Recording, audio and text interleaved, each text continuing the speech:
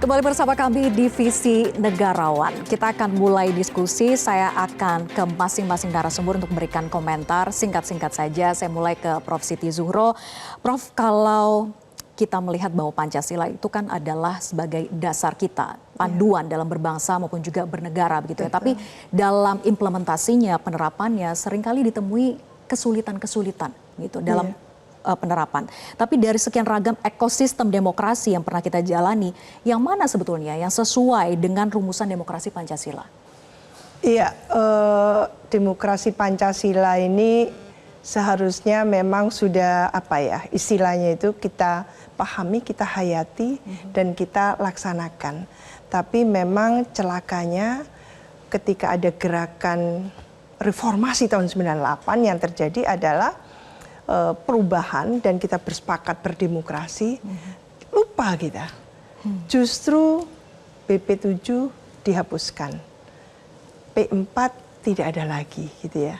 Vakum kita, tidak punya lagi. Pendidikan Pancasila yang biasanya selalu kita dengar di radio-radio itu tidak ada lagi. Maka baru-baru saja lalu dihidupkan kembali. Walaupun namanya berubah-ubah ya. Iya. Itulah saatnya demokrasi kita minus Pancasila. Berpartai politik kita minus Pancasila. Kita lupa 5 sila yang urut seperti itu ya, sekuen seperti itu, mulai ketuhanan yang Maha Esa, kemanusiaan yang adil dan beradab, untuk apa itu semua, untuk persatuan Indonesia, sampai kerakyatan yang dipimpin oleh hikmah kebijaksanaan. Jadi dalam nilai-nilai itu pupus. Iya. Lalu keadilan itu yang lalu kita mencari sendiri dengan seolah-olah mengadop demokrasi yang dari barat itu gitu ya, kita telan mentah-mentah seperti itu. Itu yang tidak disetujui oleh Bung Hatta sebetulnya. Ya, tidak mengakar pada tadi itu akar budaya kita. Lah, nilai-nilai budaya yang kita muliakan, 4 konsensus dasar yang kita miliki, mulai Pancasila kita, NKRI sebagai unitary state kita, kebinekaan kita, kemajemukan kita, dan tentu gitu ya, itu semua yang harusnya diaju. Lah, ketika kita tidak mengacu itu, kita merasa tercerabut dari akar kita.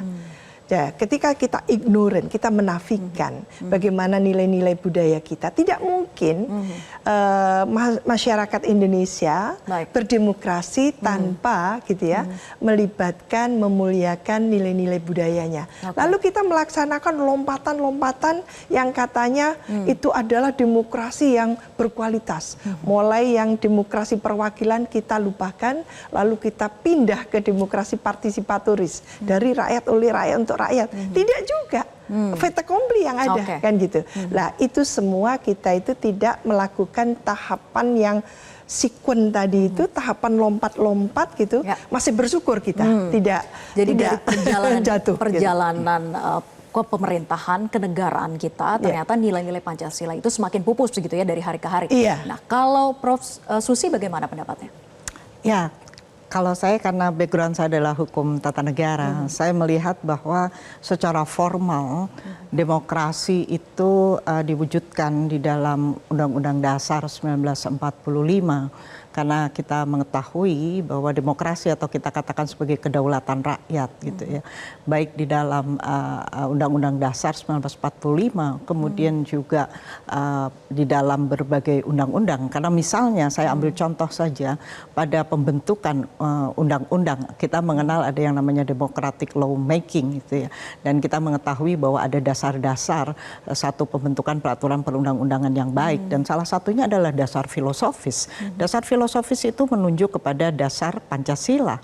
Nah, secara teori, kalau kita bicara demokrasi, kita bicara demokrasi secara teori. Secara teori memang secara formal kita menganut itu. Kita mulai dari sila pertama sampai dengan sila yang kelima.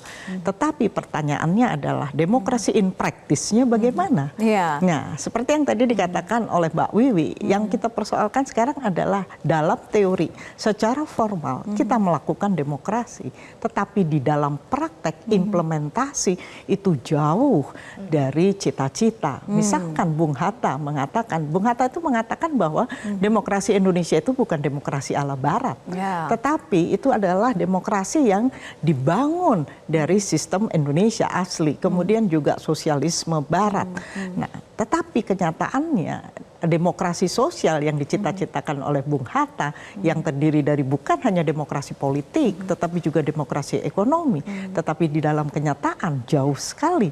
Apalagi yang Bung Hatta mengatakan gotong royong itu kan esensi dari demokrasi sosial di Indonesia. Betul bahwa demokrasi politik diatur di dalam Undang-Undang Dasar.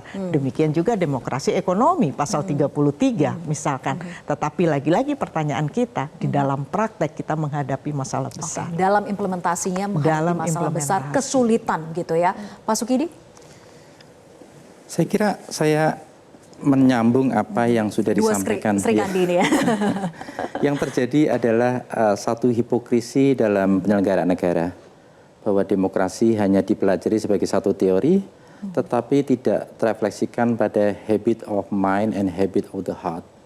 Jadi penting sekali untuk kita pahami bahwa demokrasi itu bukan sekedar dalam teori, tapi ini bagian dari democratic mind, pikiran yang demokratis itu sendiri. Tapi juga harus disertai dengan satu habit, satu kebiasaan. Ia harus terinternalisasi dalam perilaku kita, sehingga demokrasi memang terwujud dalam kehidupan sehari-hari. Itu pertama. Yang kedua, penting sekali untuk kita selalu tegaskan bahwa demokrasi ini adalah instrumen untuk mewujudkan kesejahteraan bersama. Dan itulah yang sebenarnya diamanahkan oleh Bung Karno pada pidato 1 Juni 1945, bahwa Bung Karno mengimpikan bahwa demokrasi itu tidak semata-mata persamaan politik, tapi juga harus disertai dengan persamaan ekonomi. Itu sebabnya equality ini dalam politik dan ekonomi itu harus berjalan beriringan. Nah, setelah 78 tahun kita merdeka, dua-duanya tidak kita dapat. Jadi mana yang lebih diprioritaskan? Secara yang terjadi sebenarnya demokrasi itu dikesampingkan seperti pada penelitian Bill Liddell, Jokowi sideline demokrasi, Jokowi menyampaikan demokrasi demi pertumbuhan ekonomi.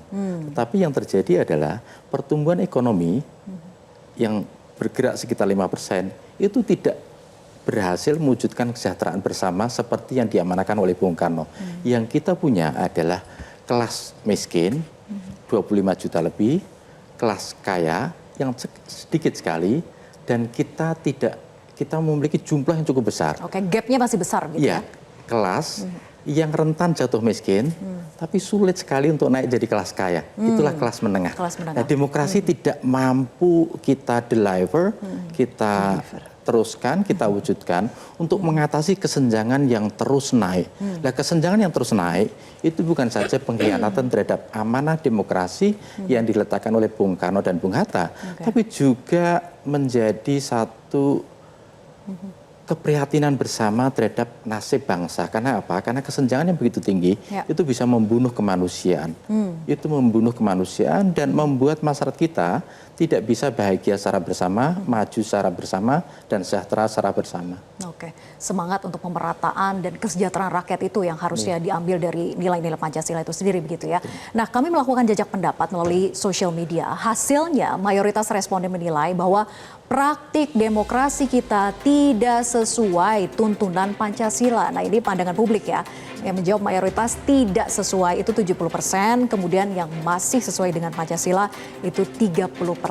Nah, saya ke Pak Sukidi lagi. Pak Sukidi, apa sebetulnya nilai-nilai Pancasila yang sudah terlupakan dalam praktik demokrasi yang terjadi saat ini?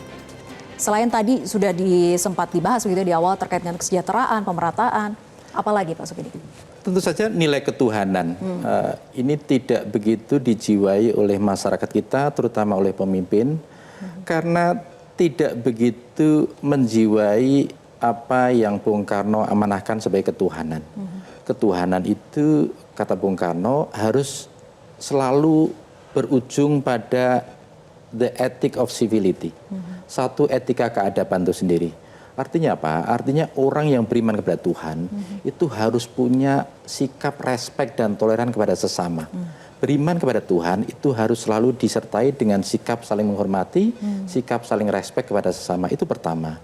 Yang kedua, Bung Karno membayangkan bahwa kebebasan itu dan secara lebih khusus kemerdekaan itu anugerah Tuhan.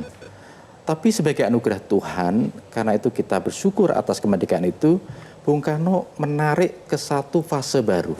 Bahwa kemerdekaan itu tidak sekedar kemerdekaan kita lepas dari penjajahan kolonialisme, tapi kemerdekaan untuk beribadah sesuai agama dan keyakinannya. Nah ini belum begitu dijiwai oleh masyarakat kita, sehingga apa? Sehingga demokrasi tidak berbanding lurus dengan sikap mutual respect, mutual toleration. Sikap untuk saling menoleransi, saling memberikan respek yang setara. Sehingga apa? Sehingga terjadi apa yang disebut sebagai dekonsolidasi demokrasi itu sendiri.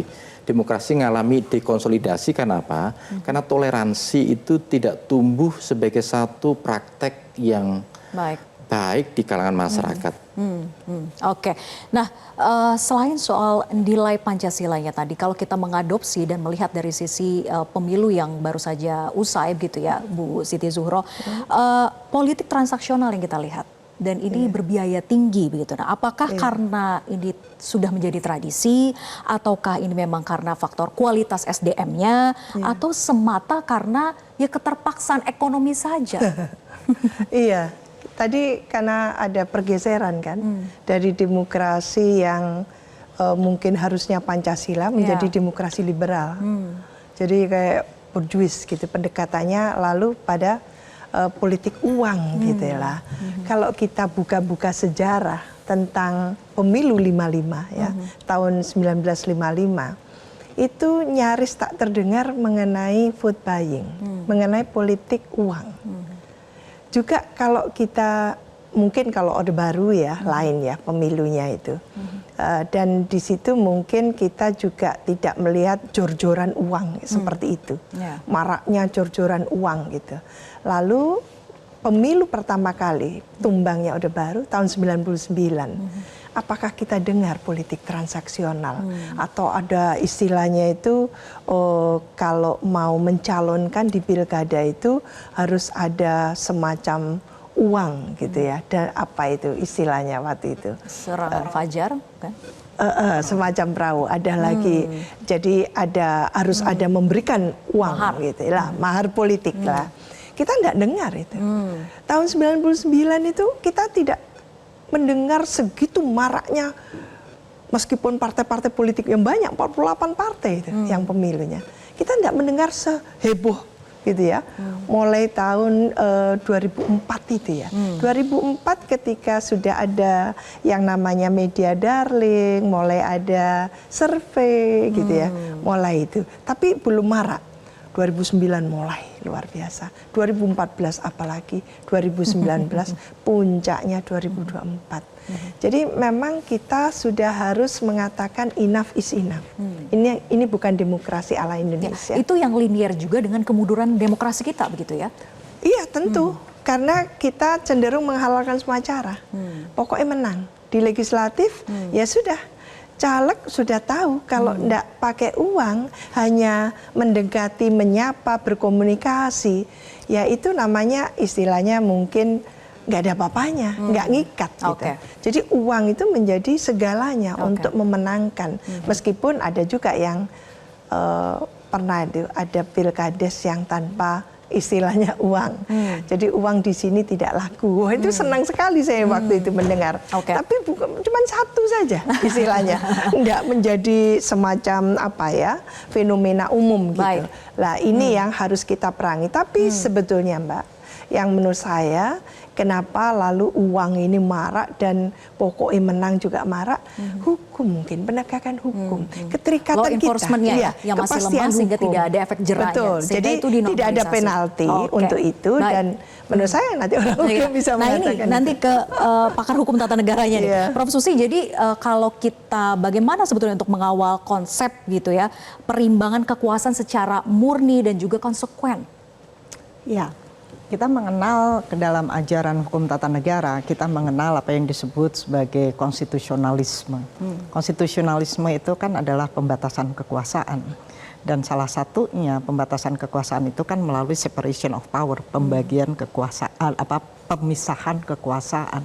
Dan konstitusionalisme itu adalah pembatasan kekuasaan yang didasarkan pada undang-undang dasar atau konstitusi. Sekarang pertanyaannya adalah bagaimana cara kita mempertahankan gitu ya atau melindungi separation of power itu. Nah, separation of power itu dia tidak akan dapat berjalan dengan baik gitu apabila ada beberapa persoalan. Misalnya, kalau kita bicara bagaimana dengan persoalan incompatibility. Dalam hal ini incompatibility itu adalah conflict of interest. Meskipun ada pemisahan kekuasaan, tetapi kalau aktor-aktor yang di dalam masing-masing cabang kekuasaan itu punya konflik of interest, dia mempraktekkan konflik of interest, maka itu akan membahayakan separation of power atau pemisahan kekuasaan. Mengapa itu bisa terjadi? Power atau kekuasaan itu pada dasarnya adalah hal yang bersifat personal. Dia berkaitan dengan personal. Dan ketika dia berkaitan dengan personal, maka kekuasaan itu bisa digunakan secara abusive, sewenang-wenang. Kemudian bisa dikorup. Dan itu bisa terjadi apabila ada apa? Ada antara lain conflict of interest. Misalnya gitu yang kita lihat sekarang kan di dalam pemilu yang kemarin gitu. Jadi itu adalah conflict of interest. Kita separation of power dalam rangka pembatasan kekuasaan. Oleh karena itu menjadi sangat berbahaya kalau kita berada di dalam situasi apa yang disebut sebagai constitution without constitutionalism. Jadi kita punya konstitusi, tapi kita tidak mempraktekkan konstitusionalisme. Karena konstitusionalisme itu tujuannya adalah untuk menjaga separation of power. Dan separation of power itu atau pemisahan kekuasaan itu menjadi penting untuk apa? Yaitu untuk melindungi demokrasi. Melihat dasar itu bagaimana mendefinisikan ketatanegaraan kita saat ini? Bagi saya, menjadi kalau kita bicara sistem ketatanegaraan, Undang-Undang Dasar 1945 ketika dilakukan perubahan itu ada 5 kelemahan mendasar. Yang pertama adalah bahwa kekuasaan presiden itu terlalu kuat atau strong eksekutif. Kemudian yang kedua, mekanisme check and balancesnya kurang. Kemudian yang ketiga, ada ketentuan-ketentuan yang bisa multitafsir. Kemudian yang keempat, keberadaan penjelasan. Gitu. Itu kan latar belakang dilakukannya perubahan Undang-Undang Dasar 1945. Kemudian kita melakukan perubahan yang memang relatif dia lebih baik. Mekanisme check and balances itu dicoba diperbaiki dengan kehadiran beberapa lembaga baru antara lain adalah Mahkamah Konstitusi. Kemudian juga DPR, dia dilengkapi, diperkuat dengan fungsi legislatif. Tetapi apa yang terjadi? Yang terjadi justru kalau cabang kekuasaan menjadi eksekutif masih tetap menjadi cabang kekuasaan yang jadi sangat itu kuat. pentingnya ada oposisi sebetulnya begitu ya. Dan itu agar penting fungsi-fungsi ada lembaga oposisi. itu Betul. bisa benar-benar terjaga begitu Iya, ya. betul. Karena Check ini and kan balances-nya. mekanisme pengawasan. Oke, baik. Kita akan lanjutkan diskusi usai jeda dan kami melakukan jajak pendapat melalui sosial media menghasilkan mayoritas responden menilai pemilihan langsung mencerminkan prinsip kedaulatan rakyat.